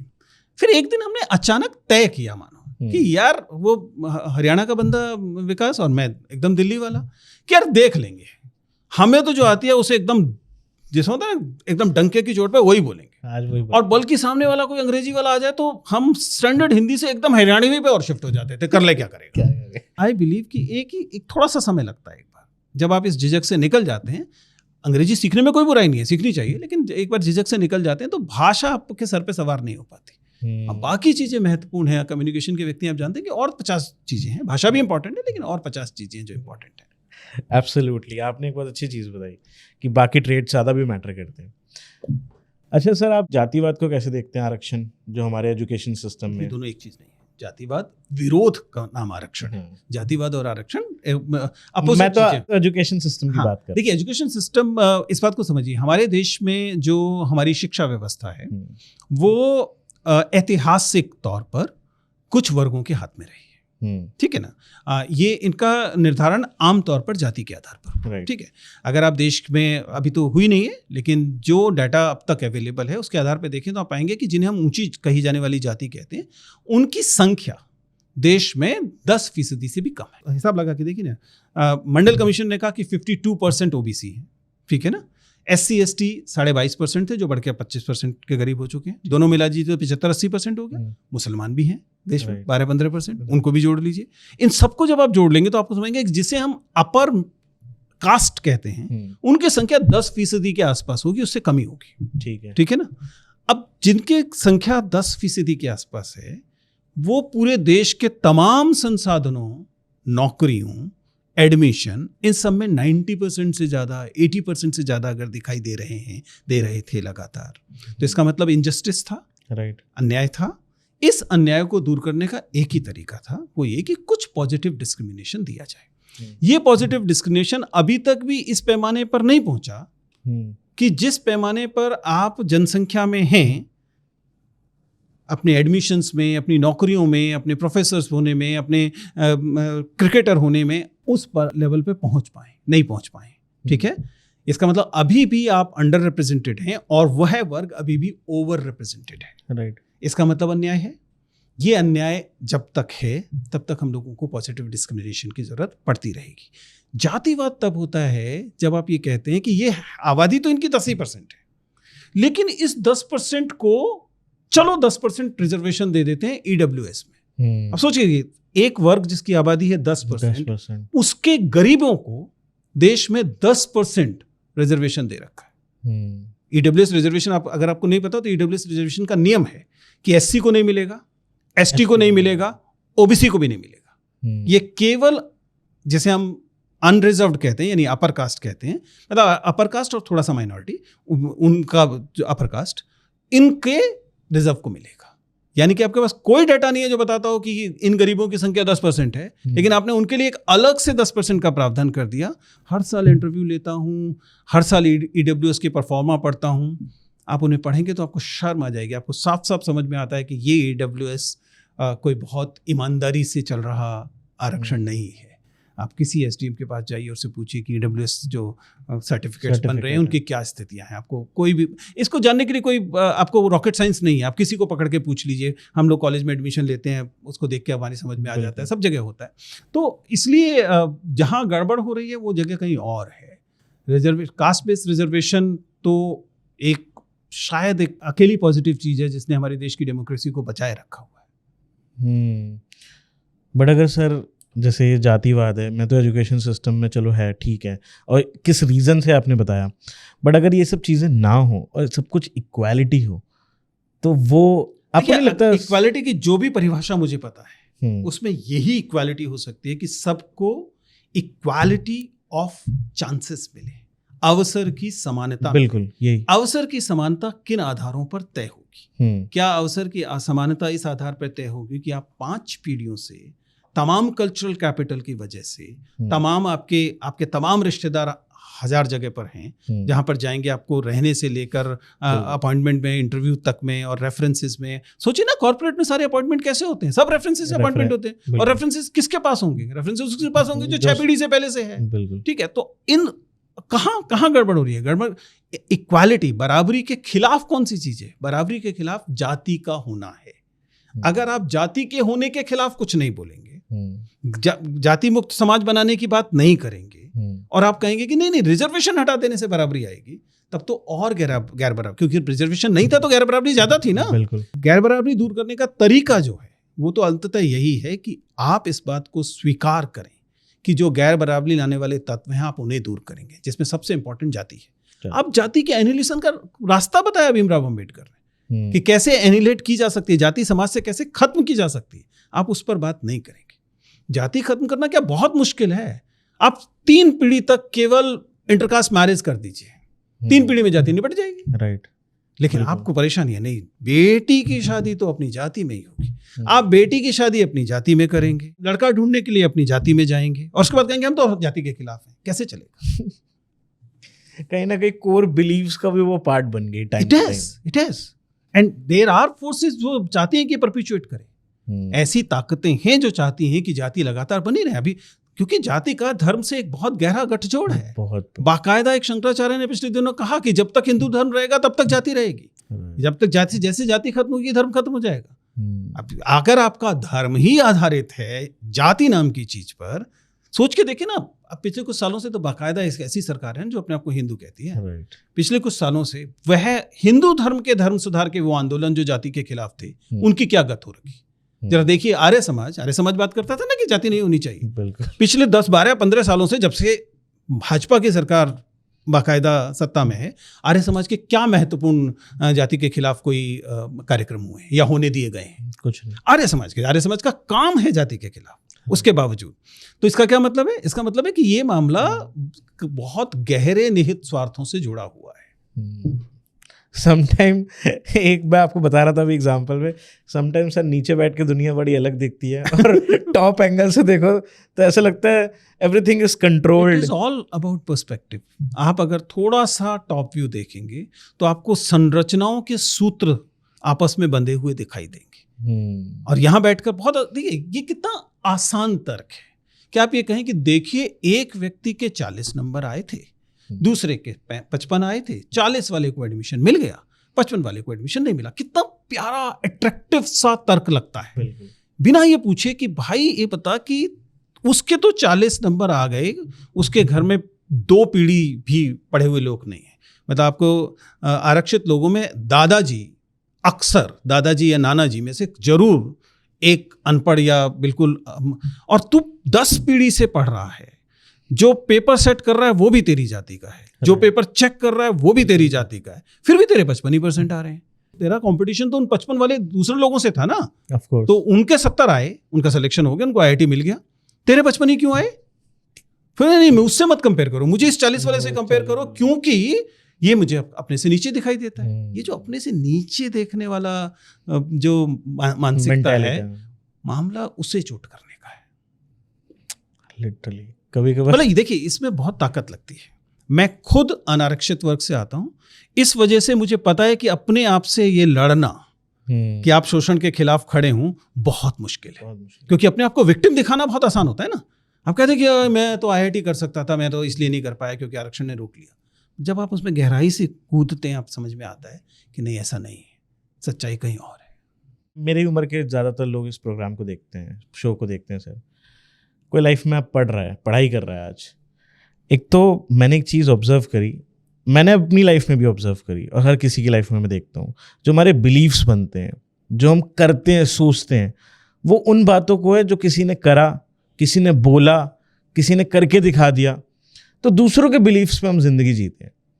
बट जब बहुत देर हो जाती है तब समझ में आता है कि भाई हम तो गलत ट्रेन में चढ़ गए, शायद ये हमारी ट्रेन ही नहीं थी जिसमें मैं जाना था। आज आप किसी को क्या एडवाइस करना चाहोगे? कोई स्टूडेंट अपने करियर की राह में आगे बढ़ रहा है, अपने जीवन की राह में आगे बढ़ रहा है और कुछ बनना चाहता है, लाइफ में अपना नाम भी बनाना चाहता है, सोसाइटी में जीना चाहता है, इस जो समाज का बहुत बड़ा बोझ है उसके ऊपर, जो रिस्पॉन्सिबिलिटीज उसके ऊपर अनकंडीशनली डाल दी गई हैं, उसको पूरी करना चाहता है। कैसे जिए जिंदगी, कैसे करियर का चुनाव? देखिए प्रतीक, सच्चाई ये है कि कोई भी one size fit all case नहीं होता। राइट। इसलिए अगर मान लीजिए मैं आपके कहे से एक रास्ता बता दूं, नहीं, I am talking about the mindset आप जो दे सकते, दैट इज ट्रू। लेकिन मान लीजिए मैं आपको एक तरीका बताऊं इसका, और उसके बाद वो आपके जो दर्शक हैं वो उस तरीके का पालन करने लगे, तो ये उसी तरह से उसी बिलीफ वाला मामला हो गया कि किसी ने कहा, किसी और ने देखा। मेरे हिसाब से जो सिद्धांत है वो है अप दीपो भव। स्वयं प्रकाशित होइए। बुद्ध ने कहा कि अपने आप को ज्ञान हासिल कीजिए और अपना रास्ता चुनिए, अपना रास्ता खोजिए। विजेंद्र चौहान का बताया हुआ रास्ता, चाहे वो पूरी ईमानदारी से भी बताया गया हो, तो विजेंद्र चौहान का रास्ता होगा, राइट। वो आपका रास्ता सर नहीं ज्ञान होगा। कैसे पाया जा सकता है? अपदीपोभाव का देखिए, ज्ञान पाने का ऐसा तो है नहीं कि मैं कोई ज्ञानी हो गया जिसके बाद कहूँगी, लेकिन मैं इतना जानता हूं कि ज्ञान जो है वह नकार कर ही पाया जा सकता है, सवालों से पाया जा सकता है। जो मेरा तो बहुत साधारण सा सिद्धांत है, वह चीज जिसका सब समर्थन करते हैं, आपको खोजना है कि कौन से निहित स्वार्थ हैं जिसके चलते सब समर्थन करते हैं। अगर ये मुश्किल लग रहा है तो मैं 4 चीजें बता देता हूं, केवल 4 चीजें देखिए। पहला परिवार, दूसरा धर्म, तीसरा शिक्षा, चौथा राज्य। अगर 4 लोग ये 4 चीजें किसी एक चीज को लेकर सहमत हैं तो वह चीज निश्चित तौर पे गलत है। आप समझ पा रहे हैं क्या कह रहा हूं? बिल्कुल। क्योंकि ये 4 संस्थाएं सोशलाइजेशन की एजेंसीज हैं जिनका काम है व्यक्ति को दिए गए रास्ते पर ढालना, बने बनाए रास्ते पर ढालना। इनका काम ही है, परिवार का, धर्म का, राज्य यानी सरकार, और शिक्षा। इन सारी चीजों का काम है। इन चारों, these are 4 institution of socialization, agencies of socialization. They want to adapt you to certain thinking. ठीक है, इसलिए जब भी अगर किसी चीज पर ये चारों सहमत हैं, तब तो आपको उस पर जरूर सवालिया निशान उठाना चाहिए। गड़बड़ है। यूं अलग अलग सहमत हैं उस पर भी उठाना चाहिए, लेकिन अगर इस पे चारों सहमत हैं तब तो डेफिनेटली, क्योंकि ये मैं कहता हूं अपनी क्लास में, एक ही गिरोह के 4 जो हैं कहिए कि सदस्य हैं। वो आपका सोशलाइजेशन करना चाहते हैं, वो आपको ढालना चाहते हैं। सोशलाइजेशन में कोई बुराई नहीं है, बशर्ते वो आपने सचेत रूप से अपनाया हो। ठीक है ना? केवल दूसरों के कहे पे रास्ते पर चलेंगे तब फिर अपदीपो भव कभी नहीं होगा। सर जो आपने बात बताई है ना, it's 100% I agree with you. Why? आज से आप 4 साल पहले मुझसे मिलते और आप ये मुझे बताते तो मुझे बातें समझ में नहीं आप जब ये मुझसे बातें करते ना तो मुझे ऐसा लगता है पता नहीं सर क्या बोल गए, कि खुद को पहचानो, सवाल पूछो। सवाल सब पूछते हैं, इसमें नया क्या पूछे? But now I can understand that आप किस सवाल की बात कर रहे हो। और ये बहुत इंटरेस्टिंग है सर कि रैशनल थिंकिंग रख पाना। और ये ओशो ने बोला था कि किसी चीज पर बिलीव मत करिए। Exactly, that do not believe anything. Buddha ने भी कहा कि किसी चीज पे बिलीव मत करो। मैं भी कह रहा हूं उस बात पे भी बिलीव मत करो, उस पर सवाल करो, खुद समझो। अगर तुम्हें लगे ठीक है तो कर लेना, और ना लगे। मैं तो एक कदम आगे जाता हूं, एक समय के बाद आप फिर अपने आप पर भी सवाल करते हैं। आपको लगा ठीक है, आज 1.5 साल के बाद, 2 साल के बाद आपको लगेगा ठीक नहीं था, क्योंकि जब आपने सवाल पूछने की अपने अंदर कुव्वत पैदा कर ली, तब फिर आप हर चीज पर सवाल पूछते हैं। 100% आपकी इस बात से मैं एग्री हूँ। जब मैं अपना पहला पॉडकास्ट देखता हूँ तो मैं कहता हूँ मैं कैसे बैठा था ऐसा लगता है कि मेरा बैठने का तरीका ही बड़ा कैजुअल था बड़ा ऐसा लग रहा है सर कि मैंने क्या ये बेसिक से सवाल पूछे हैं। You are talking definitely 100% correct कि जब हम सवाल पूछते हैं, बट डेवलपमेंट तो सर होती है। It's a process. पहले ही दिन आप बुद्ध नहीं हो जाएंगे ना, Right. आखिरी दिन भी आप बुद्ध हो जाएंगे तो कितनी बड़ी उपलब्धि है। वो तो सर पता नहीं हो पाएंगे, बट चलो ठीक है। Sir, how to be a good communicator like you? See, I don't believe that I'm still in the process. As I said, I'm still in the process. लेकिन मेरा मानना है कि सबसे पहले मैं बहुत सारे गुण नहीं बता सकता, लेकिन जो मैंने अपनी जिंदगी से सीखा उनमें से कुछ चीजें शेयर कर सकता हूँ। और देखिए, सबसे बड़ी गलती अच्छा कम्युनिकेटर बनने में जो लोग करते हैं वो ये है कि लोग अभिव्यक्ति को, एक्सप्रेशन को कम्युनिकेशन की मुख्य चीज मानते हैं। मैं पूरे यकीन से और रिस्पॉन्सिबिलिटी से कह रहा हूं कि रिसेप्शन, रिसीव करना, ऑब्जर्वेशन एंड लिसनिंग कम्युनिकेशन की ज्यादा अहम चीजें हैं। आप समझ पा रहे हैं मैं क्या कह रहा हूं? बिल्कुल। आमतौर पर ये दुनिया एक्सट्रोवर्ट्स कहे जाने वाले लोगों ने ऐसी आक्रांत की हुई है कि लोगों को लगता है फट फट फट फट फट बोलना, तेज गति से बोलना, आवाज को हथियारों की तरह, औजारों की तरह चलाना, ये अच्छा कम्युनिकेशन है। नहीं है। एब्सोल्यूट। अच्छा कम्युनिकेशन है जब आपकी लिसनिंग, आपका सुनना और उस सुनने के आधार पर काम की चीज को पकड़ पाना बेहतर हो। If your listening is good, आप हो सकता है कम बोलें, लेकिन आप जो बोलेंगे उसका वजन ज्यादा होगा। अगर आपकी लिस्ट देखिए, हम जब 4 स्किल्स की बात करते हैं, एक है बोलना, दूसरा है सुनना, एक है पढ़ना, दूसरा है लिखना। इसमें जो पढ़ना और सुनना है ये रिसीविंग स्किल्स हैं। एब्सोल्युटली। आम तौर पर अगर आप इन 2 स्किल्स को बेहतर कर लें, यकीन मानिए अगर आपकी अभिव्यक्ति की स्किल, लिखने और बोलने की स्किल थोड़ी सी कमतर भी होगी, तब भी आप अच्छे कम्युनिकेटर होंगे। और वो भी अच्छी हो जाएगी तब तो खैर नथिंग लाइक इट। लेकिन learning process should be that you should start with the listening process. Make your listening active. Active listening ऐसी चीज है जो बहुत सारे लोग नहीं कर पाते हैं। आप मुझसे बात कर रहे हैं लेकिन आप बात का मर्म ही, आप इंटरव्यूज में मैं ये बात बार बार कहता रहा हूं कि मैंने सवाल पूछा और आप बात के जो core intention of the board member है वहां तक पहुंच ही नहीं पाए। आप सवाल की पेरीफेरी को छू के निकल गए और उसके बाद आप कह रहे हैं कि यार मैंने तो बहुत अच्छा उत्तर दिया था, मेरी अंग्रेजी सही थी, मैं आंखों में देख रहा था, सब कुछ सही था, और फिर उसके बावजूद मैं कन्विंस नहीं कर पाए। आप इसलिए नहीं कन्विंस कर पाए क्योंकि आपने सुना ध्यान से। Make your listening and reading skills better. It will inter alia mean that communication will become better. Sir जब आपने बात बोले ना, जब हम कम्युनिकेशन सिखाते हैं, मैं ही नहीं बोलूँगा मैं एक्सपर्ट हूँ, बट सर जब हम सिखाते हैं तो हम लेमन लैंग्वेज में उनको बताते हैं कि भगवान ने आपको 2 कान दिए हैं और 1 मुंह दिया है, तो सुनो ज़्यादा और बोलो कम। ऐसे कान के साथ एक और समस्या है। राइट। आंखों में हमारे पास पलकें हैं, आप तय कर सकते हैं क्या देखेंगे क्या नहीं देखेंगे। कान में कोई पलके नहीं, इसलिए कान में सारी चीजें जाती हैं। इस वजह से दिमाग ने एक और तरीका निकाल रखा है और वो ये है कि आप जो सारी आवाजें सुनते हैं वो सब दर्ज नहीं करते। आपको चुनना पड़ता है कॉन्शियसली दिमाग से कि आप कौन सी चीजों को दर्ज करने लायक मानते हैं। आपका पॉडकास्ट 40 मिनट चलता है, लेकिन हो सकता है 40 मिनट देखने के बावजूद उसका श्रोता उसमें से 3, 4, 5 ही बातें सुनेगा। बाकी वो देख रहा था, उसके कान में आवाज जा रही थी, दिमाग में दर्ज नहीं हो रही थी, जिसे हम मार्जिनल हियरिंग कहते हैं, सीमांत श्रवण कहते हैं, वो हो रहा था। आप ड्यू में हैं सर, ड्यू में आपको काफ़ी टाइम प्रोफेसर आप काम कर रहे हैं। ड्यू में एक बहुत बड़ा कल्चर है जो बहुत जगह हटा रहे हैं, यूनिवर्सिटीज़ उसको अब इग्नोर करना चाहती हैं, student politics. And student politics में मुझे कोई इतनी आपत्ति नहीं है वैसे इस चीज़ से, बट अभी जो कल्चर चल रहा है, आपने ड्यू के इलेक्शंस देखे हैं, they are not normal elections, they are now elections of power.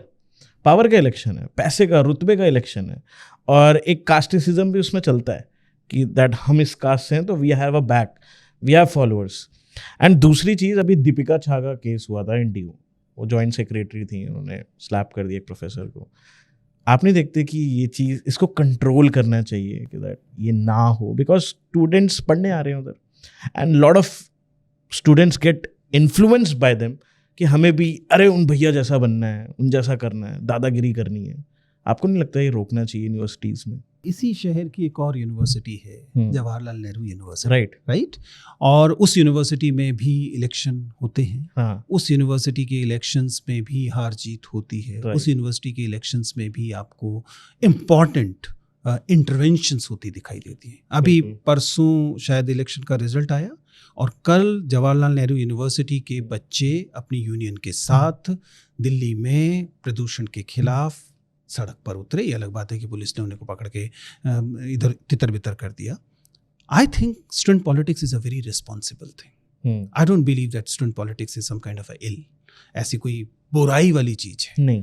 मेरे हिसाब से स्टूडेंट पॉलिटिक्स एक बहुत महत्वपूर्ण लर्निंग प्रोसेस है। हाँ, we failed as a teacher, I take this responsibility on my self and my community कि हम दिल्ली विश्वविद्यालय में बिल्कुल जेएनयू के बगल में होने के बावजूद, क्योंकि हमारा एक विश्वविद्यालय का चरित्र दूसरी तरीके का है, हम एक क्लोज्ड कैंपस नहीं है, 80 कॉलेज अलग अलग बिखरे हुए हैं, उनका कैरेक्टर अलग अलग है, उनमें से कुछ डूसू में शामिल है, कुछ डूसू में शामिल नहीं है।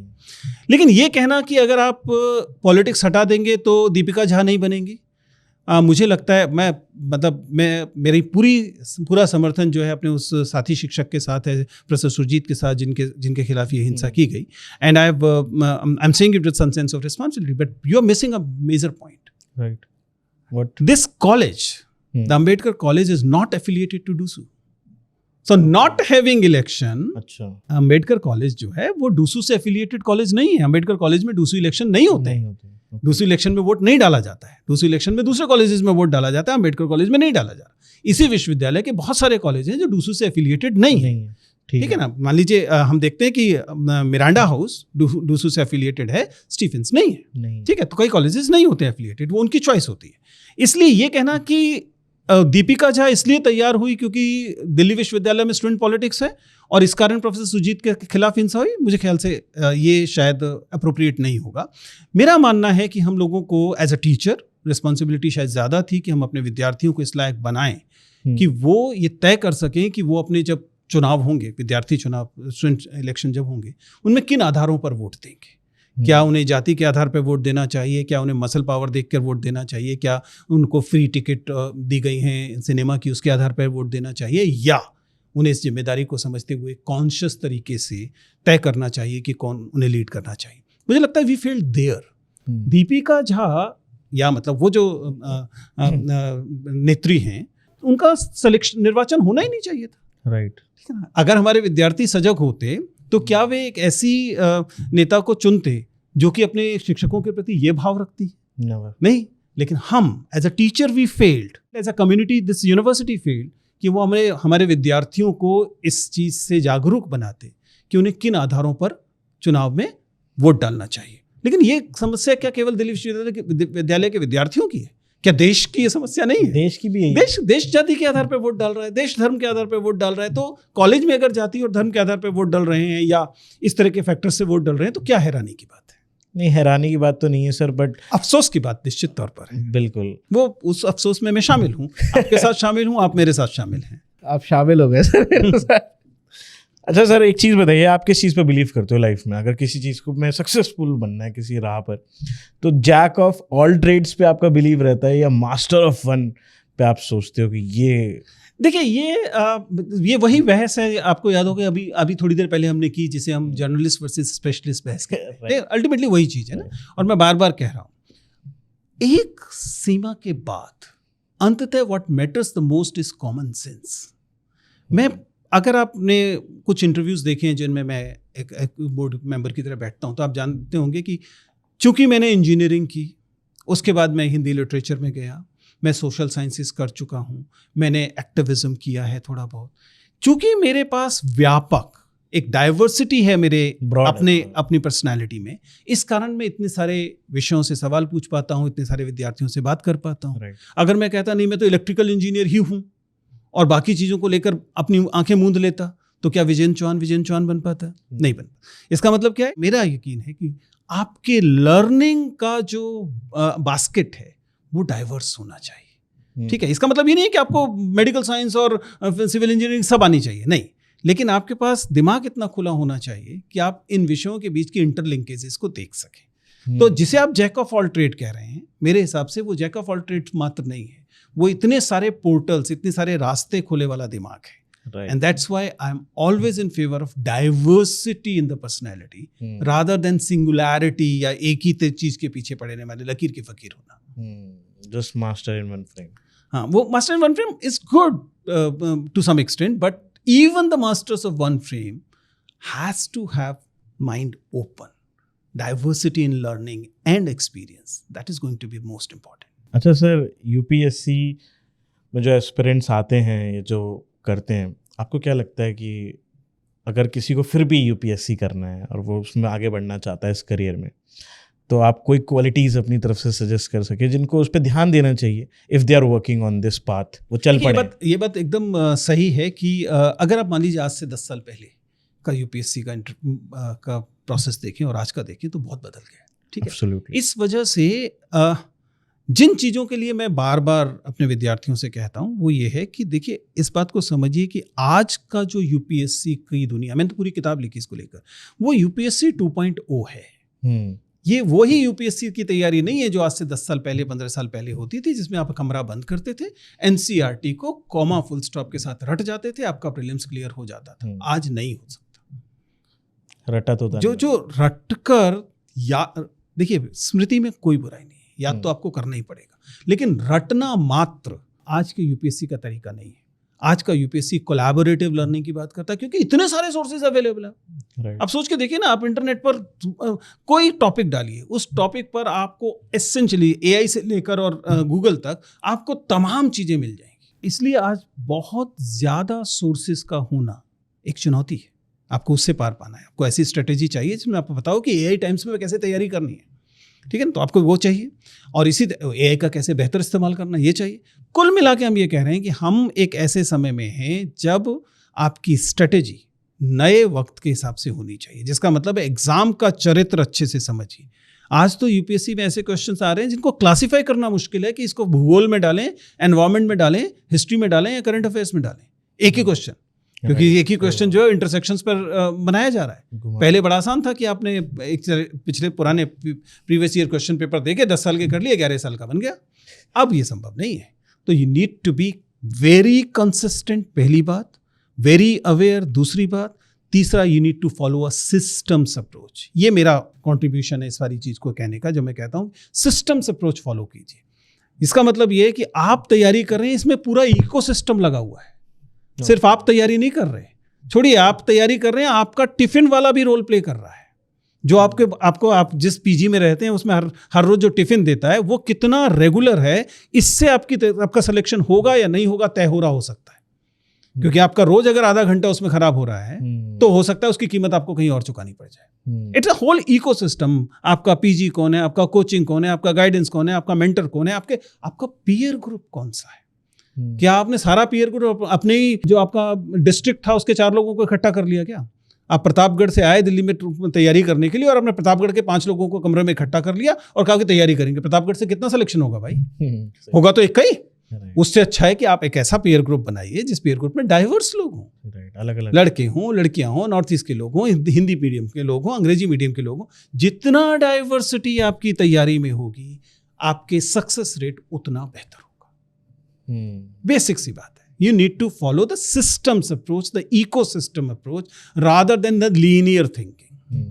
सर अगर 1-2 साल अगर किसी का, जैसे किसी ने अटेम्प्ट करा, किसी का प्रीलिम क्लियर हो गया या किसी का पहले में ऑफ हो गया, दूसरी बार ट्राई करते हैं, आपको लगता है कितनी बार ट्राई करना चाहिए? देखिए, कितनी बार एक बहस का मुद्दा है, लेकिन इतना तय है, मैंने बार बार इस बात को इसी रूपक के साथ कहा है कि जब आप किसी रिलेशनशिप में जाते हैं तो आपका ब्रेकअप प्लान रेडी होना चाहिए। आप शादी करने जा रहे हैं, आपके पास डाइवोर्स प्लान होना चाहिए। आप यूपीएससी प्रिपरेशन में जा रहे हैं, आपके पास एग्जिट प्लान होना चाहिए। आपका सिस्टम तय करेगा, आपकी तैयारी तय करेगी, आपका बैकग्राउंड तय करेगा कि आप 2 अटेम्प्ट देना चाहेंगे कि 3 अटेम्प्ट देना चाहेंगे। लेकिन आप कहेंगे नहीं जी अब तो घुस लिए तो पूरे 6 अटेम्प्ट देके ही निकलेंगे, दैट्स अ बैड स्ट्रेटेजी।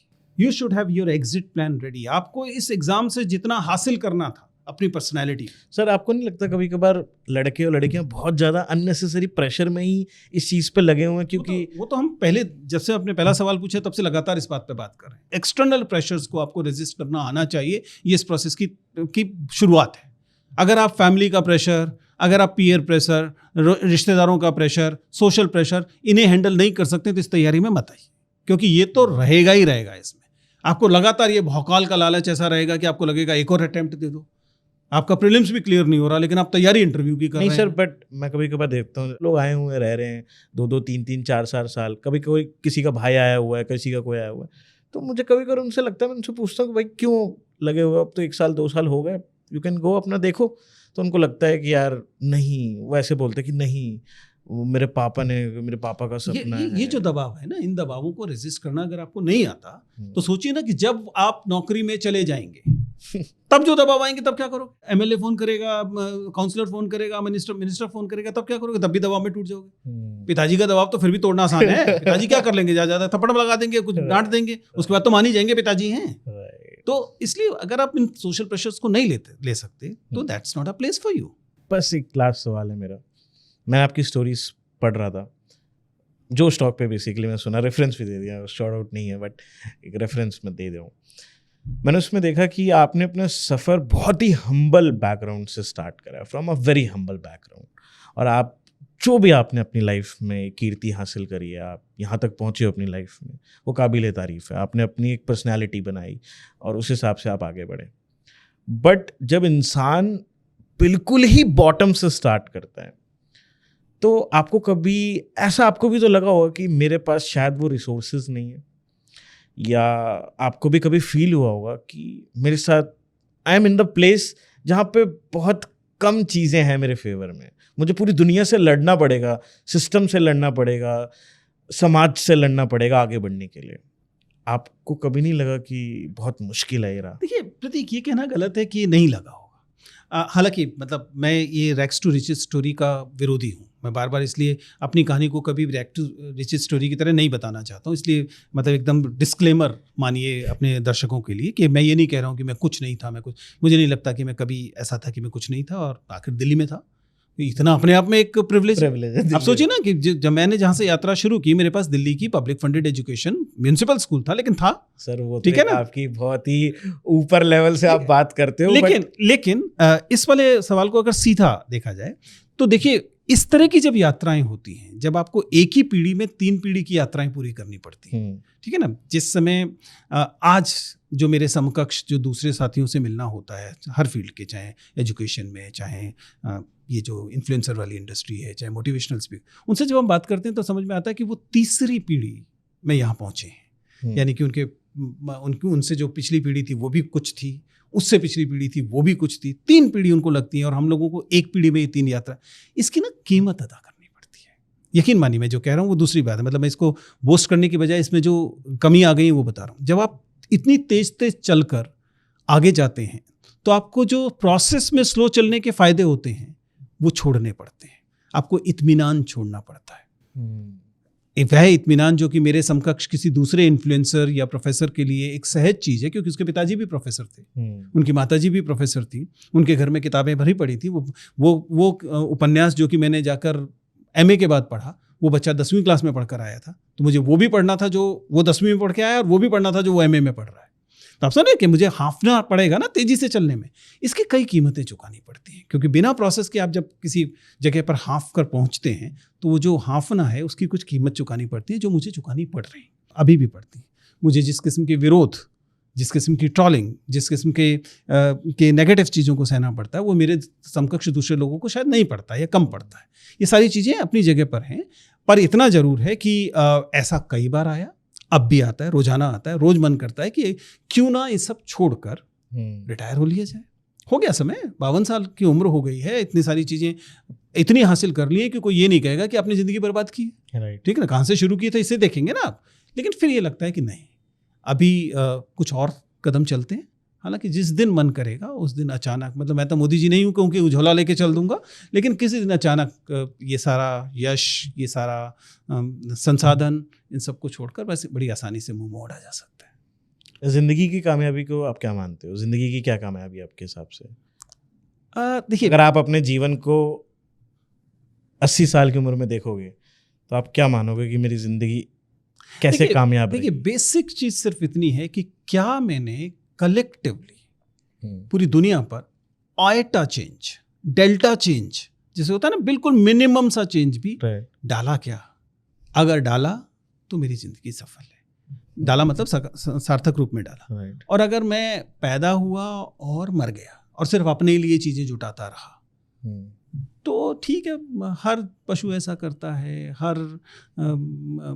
हर इंसान ऐसा करता है, उसमें ऐसा क्या अनूठी चीज़ है? तो मेरे हिसाब से that is the only criteria कि whether on the collective humanity level थोड़ा बहुत चेंज डाला है कि नहीं। अगर मेरे पास 4 विद्यार्थी जब मैं 80 साल का होऊंगा ऐसे होंगे जिन्हें देखकर मैं गर्व कर सकता होऊंगा, तो हो गई जिंदगी, अच्छा कर लिया जिंदगी।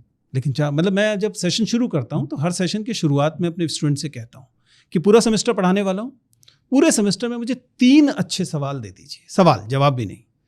मैं जब जिस दिन फेयरवेल होगी उससे पहले 3 अच्छे क्वेश्चन दे दीजिए। अगर आपने मुझे 3 अच्छे क्वेश्चन दे दिए, मैं मान लूंगा कि मेरा सेमेस्टर पढ़ाना जो है अच्छा हो गया। यही जिंदगी पे लागू हो रहा है कि अगर मेरे पास 4 ऐसे विद्यार्थी खड़े हो गए जो सवाल उठा रहे हैं सिस्टम पर, जो सवाल उठा रहे होंगे सत्ता पर, जिंदगी सफल है। मतलब आपने 3 रैशनल लोगों को बनाया, कुछ ऐसे लोगों की फौज बनानी है जो रैशनल थिंकिंग। तो मैं उम्मीद नहीं कर रहा हूँ, लेकिन बस एक मुट्ठी भर भी हो तो मजा आ जाए। आप रैशनल थिंकिंग बिलीव करते हो? I do. अच्छा, क्यों? कुछ लोग बोलते हैं कि नहीं, it is not good. Why you believe? मतलब आपका इतना स्ट्रांग बिलीव क्यों है? मतलब देखिए, वही वाली बात है, टॉप व्यू जब आप देख लेते हैं तो आपको जो इरेशनल थिंकिंग होती है, जो भूत चुड़ैल, जो अंधविश्वास, जो आस्था, ये तमाम चीज़ें जो होती हैं, इनके सूत्र दिखाई देने लगते हैं। आपको समझ में आ जाता है कि सत्ता से कैसे जुड़े हुए हैं, ये किन के पक्ष में खड़े हैं, आपको ये दिखाई देने शुरू हो जाते हैं। जब आपको ये दिखाई देने शुरू हो जाते हैं तो न्याय का तकाजा है फिर ये जस्टिस की डिमांड है कि आप रैशनल थिंकिंग के पक्ष में खड़े हो, क्योंकि मतलब कुलबर्गी और पंसारे के मरने के बाद कोई तो चाहिए ना मरने के लिए। अच्छा सर, आप पूजा करते हो? मैं आपसे ऐसी जनरली पूछ रहा हूँ। नहीं, आपने छोड़िए उसे, उन सारी चीज़ों में कोई फर्क नहीं पड़ा। मैं आखिरी बार कब मंदिर गया था, मैंने कब पूजा की थी, मैं कब, आप भगवान पे आस्था रखते हो? आई डोंट बिलीव, मैं पूरी तरह से घोषित एथीस्ट हूँ। मैं पूरी तरह से, जिसे मतलब नास्तिक सही शब्द नहीं है, पर हाँ मैं एक कहें कि नास्तिक हूँ या एग्नोस्टिक नास्तिक हूँ, इस किस्म का व्यक्ति। तो आपके घर में आपको अलग नज़र से देखा जाता है? मेरे घर में कोई पूजा करने वाला, मतलब मेरा इमीडिएट घर जो है उसमें तो कोई पूजा करने वाला व्यक्ति नहीं है। माताजी पिताजी अपने, मैं चूंकि अब उनसे अलग रहता हूँ, वो माताजी पिताजी जहाँ रहते हैं वहाँ पर पूजा होती है, तो मैं पूजा वाले दिन नहीं जाता, उससे अगले दिन चला जाता हूँ। उसमें क्या फ़र्क पड़ना है, मिठाई तो खाने जाना है। सर, कोई लास्ट आपको बेस्ट एडवाइस कोई मिली हो आपकी ज़िंदगी में जो आप शेयर करना चाहें हमारे दर्शकों के साथ, जो आपको मिली थी और आप चाहें उसको आगे कैरी फॉरवर्ड करना? देखिए, ज़िंदगी में बहुत बार अलग अलग लोगों ने बहुत सारी एडवाइस दी हैं। मुझे नहीं पता कि उनमें से वो सारी शेयर करने लायक हैं या नहीं हैं, लेकिन इतना मैं बेसिक तरीके से कह सकता हूँ कि अगर कोई कभी किसी से पूछे कि न्याय क्यों, वाई जस्टिस, तो मेरी सलाह है, प्लीज समझिएगा कि why justice is invalid question. न्याय क्यों, ये एक अवैध सवाल है। न्याय स्वयं सिद्ध होता है, इसलिए न्याय के एक सपक्ष में खड़े होने के लिए किसी और तर्क की मांग मत कीजिए। ये बेसिक सी सलाह है जो हर तरह के न्याय, जेंडर जस्टिस पे लागू होगी, एनवायरमेंट जस्टिस पे लागू होगी, जिंदगी के तमाम निर्णय न्याय पे लागू होगी, कि न्याय के पक्ष में खड़े होने के लिए भी अगर आप कोई कारण खोज रहे हैं तो आप कारण नहीं, ना शामिल होने का बहाना खोज रहे हैं। सर कमाल है, आपसे बातें करके मन थकता नहीं है। मैं तो सोच रहा हूँ कि एपिसोड 2-3 घंटे की फिल्म होता। Please please please please. But आप आपके ऊपर इतने सारे मीम्स बनते हैं, आप इतने फेमस हो गए अचानक से, आपको कैसा लगता है ये सब देख के, जब आप मीम्स देखते हो, लोग हंस रहे होते हैं? देखिए, ये कोई बहुत बुरी बात नहीं है, क्योंकि अटेंशन आप जानते हैं, आप तमाम कोशिश कर रहे हैं अटेंशन के लिए कर रहे हैं ना, ठीक है ना। अटेंशन आज की समय की कमोडिटी है, तो जायज़ वजह से मिला या नाजायज़ वजह से मिला, लेकिन अगर आपको अटेंशन मिली है तो एक मीडिया का टीचर होने के नाते कह रहा हूँ, सवाल फिर सिर्फ इतना है कि आप उस अटेंशन का करते क्या है। क्या आप उस अटेंशन को कुछ ब्रांड्स को बेचने के लिए इस्तेमाल कर लेते हैं, जिसे हम मोनेटाइजेशन कहते हैं, या आप उस अटेंशन को इन्फ्लुएंस में कन्वर्ट करते हैं, और अगर संभव हो तो इम्पैक्ट में कन्वर्ट करते हैं। मैंने एक छोटा सा रास्ता ये चुना, ब्रांड वगैरह पेरिफेरी वाली चीज़ें, आ गया तो आ गया, नहीं आया तो बहुत अच्छी बात है, लेकिन जो महत्वपूर्ण चीज़ है वो ये कि मैंने अपनी अटेंशन को, जो इस मीम्स और इन सब से मिली, कोशिश किया कि वो मीनिंगफुल इम्पैक्ट की तरफ जाए। वही जो आइटा चेंज करना, मतलब वो जो 4 लोग खोजने हैं जो कि इस सिस्टम पर सवाल उठाएं, मैं अपनी अटेंशन को, और जब आपको रिस्पॉन्सेज मिलते हैं, आपको ईमेल मिलती है, आपको मैसेजेस मिलते हैं, आपको समझ में आता है कि कहीं तो कोई चिंगारी सुलगती है उससे, ऐसा नहीं कि कुछ नहीं होता। नहीं, और ये जो फनी मीम्स बनते हैं, आप स्क्रॉल करते हो, that is part of it. वो अटेंशन, देखिए, आप एंजॉय करते हो अटेंशन जैसे रस अखंड होता है, अटेंशन भी अखंड होती है। वो उससे मतलब नहीं है कि वो इस चीज से मिला कि उस चीज से मिला, लेकिन आपने उसे ले किस दिशा में गए, वो मैं इंपॉर्टेंट। आप एंजॉय करते हो? I enjoy it and I take it as an opportunity. कि अगर मान लीजिए मैं चल रहा हूँ, कोई अचानक मिल गया, सर वो आप तो कैजुअल वाले हो, हाँ मैं हूँ, क्या कर रहे हो बच्चे, ये कर रहे हो, तो एक सलाह छोटी सी कान में डाल दी, काम हो गया। Thank you so much sir. मैं चाहूँगा कभी आपके साथ मैं दोबारा बैठूं, क्योंकि सवाल इतने सारे हैं मन में। प्रतीक, फिर कभी करेंगे। I enjoyed the whole conversation. Thank you so much sir, thank you for being here, and I hope so हमारी जनता इस कॉन्वर्सेशन को एंजॉय करेगी। Please do and do write to me अगर आपके पास कोई सवाल है तो। डेफिनेटली, और अगली बार अगर सर को देखना चाहते हो तो कमेंट करके मुझे ज़रूर बताना, तभी सर अब दोबारा हमारे पास दोबारा आएंगे। Thank you so much sir. चलिए, I am grateful that you are being here. आपका ये पॉडकास्ट देखने का तरीका बड़ा कैजुअल था। अगर ये पसंद आया आपको एपिसोड, ऐसे ही एपिसोड चाहते हो, और चाहते हो ऐसी बहुत सारी ज्ञान की बातें जानना, आगे भी कुछ सीखना चाहते हो, क्योंकि मेरा मोटो द प्रतीक शो से सिर्फ इतना ही है कि हम बेटर से बेटर गेस्ट को लाएं और बेटर से बेटर आउटपुट निकाल पाएं इस पॉडकास्ट के थ्रू। तो मैं मिलूंगा किसी अगले पॉडकास्ट में, तब तक के लिए चाह के घंटे को दबा देना, पॉडकास्ट के बेल आइकन को प्रेस करने से अगली नोटिफिकेशन आपको जल्दी मिल जाएगी, और मैं मिलूंगा किसी अगले पॉडकास्ट में। तब तक उसको शेयर कर दो अपने नोन वन के साथ जिसको इसकी जरूरत हो। Till the time, take care. जय हिंद, वंदे मातरम।